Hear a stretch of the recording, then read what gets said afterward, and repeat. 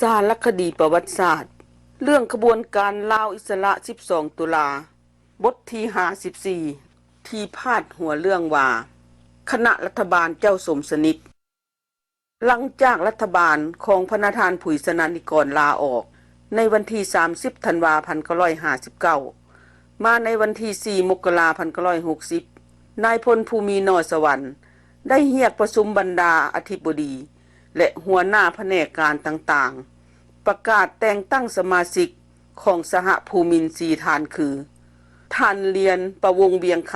ำท่านบัววรรณนรสิงห์ท่านสุมฤทธิ์ปฐมวงศ์และท่านพวงเพชรพรรณเรศเป็นผู้ต่างหน้าราชการปกครองประจำกองบัญชาการทหารสูงสุดและ24โมงต่อมาคือในวันที่5มกราคม1960ท่านนายพลสุนทรปฐมวงศ์และท่านนายพลภูมินอสวรรค์ก็เดินทางไปหลวงพระบางเพื่อเข้าเฝ้าทูลถวายรายงานต่อพระบาทสมเด็จพระเจ้ามหาสิริศรีสว่างวงศ์ว่าได้ปฏิบัติหน้าที่ฟื้นฟูความเป็นระเบียบเรียบร้อยตามกฎหมายในประเทศสำเร็จลงแล้วจึงขอให้พระองค์ทรงแต่งตั้งคณะรัฐบาลเฉพาะการขึ้นเพื่อเปิดการเลือกตั้งใหม่ในวันที่7มกราคม1960พระบาทสมเด็จพระเจ้ามหาสิริศรีสว่างวงศ์ได้ทรงมอบหมายให้พระนาธานกุอภัยประธานสภาราชมนตรีเป็นนายกรัฐมนตรีรัฐบาลเฉพาะการขึ้นประกอบด้วยบุคคลสำคัญ10ท่านในนั้นมีสมาชิกสหภูมิน3ท่านพระนาธานกุอภัยนายกรัฐมนตรี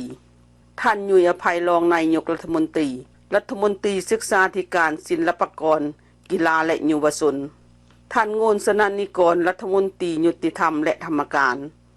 ท่านนูภาสจุลมณีรัฐมนตรีแถลงข่าวและสังคมสงเคราะห์เจ้าสมสนิทปงกฎรัตนารัฐมนตรีมหาดไทยนายพลภูมินอสวรรค์รัฐมนตรีป้องกันประเทศและนักรบเก่าท่านคำพันธ์ปัญญารัฐมนตรีว่าการต่างประเทศเจ้าสุวัฒน์ไสยวงศ์รัฐมนตรีสาธารณสุขท่านอุดมสุวรรณวงศ์รัฐมนตรีโยธาธิการท่านเลื่อมราชสมบัติรัฐมนตรีการคลังและเศรษฐกิจ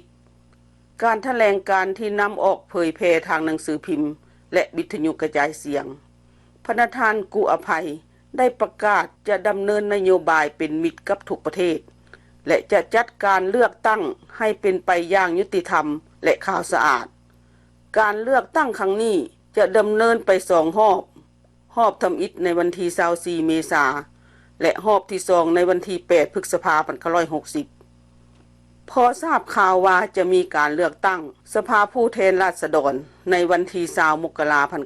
1960เสด็จเจ้าสุภานุวงศ์ผู้นำแนวลาวหักษาตที่ถูกคุมขังอยู่พลเข็งเห็นว่าพวกตนยังบ่ถูกศาลตัดสินจึงมีสิทธิ์สมัครรับเลือกตั้งได้คอยท่ามา2เดือนกว่าทางกระทรวงมหาดไทยจึงตอบให้ทราบในวันที่22เมษายน1960ว่าใบสมัครของบรรดาผู้นำแนวลาวหักษาตบ่ถูกตามกฎหมายเลือกตั้งเพราะบ่มีใบยั่งยืนเคหสถานเนื่องจากบ่มีพรรคฝ่ายค้านใดๆส่งคนลงมาสมัครฉะนั้นผลออกมาในจำนวนสมาชิกสภาผู้แทนราษฎรทั้งหมด59ที่นั่งนั้นพรรคประชาสังคมสหภูมินได้รับเลือก47ที่นั่งและอีก12ที่นั่งได้แก่ผู้บ่สังกัดพรรคในขณะที่พรรคประชาสังคมของนายพลภูมินอสวรรค์กำลังวนนำการประกอบรัฐบาลในวันที่24พฤษภาคม1960บรรดาผู้นำแนวลาวหักษาตที่ถูกคุมขังไว้อยู่ค่ายทหารพลเข็งก็แหกคุกลบหนีเข้าป่าไปหาสมัครพรรคพวกอยู่เขตล่องแม่กาสีอย่างลึกลับเฮ็ดให้สภาพการในลาวประสบกับความยุ่งยากซับซ้อนเพิ่มขึ้นในวาระการประชุมหอปฐมฤกษ์ของสภาผู้แทนราษฎรสุดใหม่ในวันที่27พฤษภาคม1960เสด็จเจ้าสุวรรณภูมิมาได้รับเลือกเป็นประธานสภาเจ้าสมสนิทวงศ์กฎรัตนะได้รับพระราชทานมอบหมายจากพระบาทสมเด็จพระเจ้ามหาสิริเป็นผู้ประกอบรัฐบาลสุดที่8แห่งพระราชอาณาจักรลาวในวันที่6มิถุนายน1960เจ้าสมสนิทวงศ์กฎรัตนะ ได้นำเอารายชื่อรัฐมนตรี14ท่านในคณะรัฐบาลเข้าเสนอต่อสภาดังนี้เจ้าสมสนิทวงศ์กฎรัตนะนายกรัฐมนตรีและรัฐมนตรีมหาดไทยท่านหยุยอภัยรัฐมนตรีศึกษาธิการและศิลปากรท่านโงนสนันกรรัฐมนตรียุติธรรมและธรรมการท่านคำพันธ์ปัญญารัฐมนตรีการต่างประเทศท่านนายพลภูมินรสวรรค์รัฐมนตรีป้องกันประเทศและกีฬาเยาวชน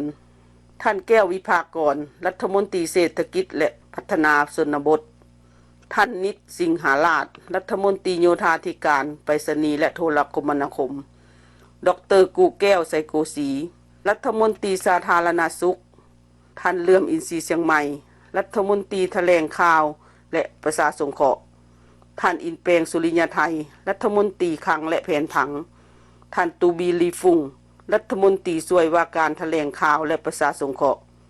ท่านบัววรรณนรสิงห์รัฐมนตรีช่วยว่าการยุติธรรมและธรรมการท่านพวงพิษพันนเรศรัฐมนตรีช่วยว่าการคลังและแผนผังท่านอุวรวงศ์รัฐมนตรีช่วยว่าการโยธาธิการไปรษณีย์และคมนาคม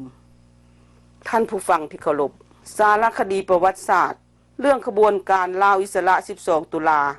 บทที่54ได้จบลงเพียงเท่านี้อาทิตย์ต่อไปขอเชิญบรรดาท่านจงรับฟังการรัฐประหารของพันลาบอากาศที่2สบายดีลาวหักษาตที่ถูกคุมขังอยู่พลเข็งเห็นว่าพวกตนยังบ่ถูกศาลตัดสินจึงมีสิทธิ์สมัครรับเลือกตั้งได้คอยท่ามา2เดือนกว่าทางกระทรวงมหาดไทยจึงตอบให้ทราบในวันที่22เมษายน1960ว่าใบสมัครของบรรดาผู้นำแนวลาวหักษาตบ่ถูกตามกฎหมายเลือกตั้งเพราะบ่มีใบยั่งยืนเคหสถานเนื่องจากบ่มีพรรคฝ่ายค้านใดๆส่งคนลงมาสมัครฉะนั้นผลออกมาในจำนวนสมาชิกสภาผู้แทนราษฎรทั้งหมด59ที่นั่งนั้นพรรคประชาสังคมสหภูมินทร์ได้รับเลือก47ที่นั่ง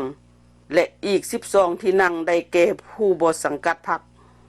ในขณะที่พรรคประชาสังคมของนายพลภูมินรสวรรค์กำลังวนนำการประกอบรัฐบาลในวันที่24พฤษภาคม1960บรรดาผู้นำแนวลาวหักษาตที่ถูกคุมขังไว้อยู่ค่ายทหารสารคดีประวัติศาสตร์เรื่องขบวนการลาวอิสระ12ตุลาบทที่54ที่พาดหัวเรื่องว่าคณะรัฐบาลเจ้าสมสนิทหลังจากรัฐบาลของพระนาธานผุยสนานิกรลาออกในวันที่30ธันวาคม1959มาในวันที่4มกราคม1960นายพลภูมินรสวรรค์ได้เรียกประชุมบรรดาอธิบดีและหัวหน้าแผนกการต่างๆประกาศแต่งตั้งสมาชิกของสหภูมินทร์4ท่านคือท่านเรียนประวงเวียงคำท่านบัววรรณนรสิงห์ท่านสมฤทธิ์ปฐมวงศ์และท่านพวงเพชรพันนเรศเป็นผู้ต่างหน้าราชการปกครองประจำกองบัญชาการทหารสูงสุดและ24โมงต่อมาคือในวันที่5มกราคม1960ท่านนายพลสุนทรปฐมวงศ์และท่านนายพลภูมินรสวรรค์ก็เดินทางไปหลวงพระบางเพื่อเข้าเฝ้าหารพลเข็งก็แหกคุกลบหนีเข้าป่าไปหาสมัครพรรคพวกอยู่เขตล่องเมกาซีอย่างลึกลับเฮ็ดให้สภาพการในลาวประสบกับความยุ่งยากซับซ้อนเพิ่มขึ้นในวาระการประชุมหอปฐมฤกษ์ของสภาผู้แทนราษฎรสุดใหม่ในวันที่27พฤษภาคม1960เสด็จเจ้าสุวรรณภูมิได้รับเลือกเป็นประธานสภาเจ้าสมสนิทวงศ์กฎรัตนะได้รับพระราชทานมอบหมายจากพระบาทสมเด็จพระเจ้ามหาชีวิตเป็นผู้ประกอบรัฐบาลสุดที่8แห่งพระราชอาณาจักรลาวในวันที่6มิถุนายน1960เจ้าสมสนิทวงศ์กฎรัตนะได้นำเอารายชื่อรัฐมนตรี14ท่านในคณะรัฐบาลเข้าเสนอต่อสภาดังนี้เจ้าสมสนิทวงศ์กฎรัตนะนายกรัฐมนตรีและรัฐมนตรีมหาดไทยท่านหยุยอภัยรัฐมนตรีศึกษาธิการและศิลปากรท่านงทูลถวายรายงานต่อพระบาทสมเด็จพระเจ้ามหาชีวิตศรีสว่างวงศ์ว่าได้ปฏิบัติหน้าที่ฟื้นฟู ความเป็นระเบียบเรียบร้อยตามกฎหมายในประเทศสำเร็จลงแล้วจึงขอให้พระองค์ทรงแต่งตั้งคณะรัฐบาลเฉพาะการขึ้นเพื่อเปิดการเลือกตั้งใหม่ในวันที่7 มกราคม 1960พระบาทสมเด็จพระเจ้ามหาชีวิตศรีสว่างวงศ์ได้ทรงมอบหมายให้พระประธานกุอภัยประธานสภาราชมนตรีเป็นนายกรัฐมนตรีรัฐบาลเฉพาะการขึ้นประกอบด้วยบุคคลสำคัญ10ท่านในนั้นมีสมาชิกสหภูมิน3ท่านพระประธานกุอภัยนายกรัฐมนตรีท่านยุยอภัยรองนายกรัฐมนตรีรัฐมนตรีศึกษาธิการศิลปากรกีฬาและเยาวชนท่านโงนสนันนิกรรัฐมนตรียุติธรรมและธรรมการท่านนูภาสจุลมณีรัฐมนตรีแถลงข่าวและสังคมสงเคราะห์เจ้าสมสนิทวงศ์กฎรัตนารัฐมนตรีมหาดไทยนายพลภูมินอสวรรค์รัฐมนตรีป้องกันประเทศและนักรบเก่าท่านคำพันธ์ปัญญารัฐมนตรีว่าการต่างประเทศเจ้าสุวัฒน์ไสยวงศ์รัฐมนตรีสาธารณสุขท่านอุดมสุวรรณวงศ์รัฐมนตรีโยธาธิการท่านเลื่อมราชสมบัติรัฐมนตรีการคลังและเศรษฐกิจการแถลงการที่นำออกเผยแพร่ทางหนังสือพิมพ์และวิทยุกระจายเสียงพระประธานกุอภัยได้ประกาศจะดำเนินนโยบายเป็นมิตรกับทุกประเทศและจะจัดการเลือกตั้งให้เป็นไปอย่างยุติธรรมและข่าวสะอาดการเลือกตั้งครั้งนี้จะดำเนินไป2รอบทำอิฐในวันที่24 เมษายนและรอบที่2ในวันที่8 พฤษภาคม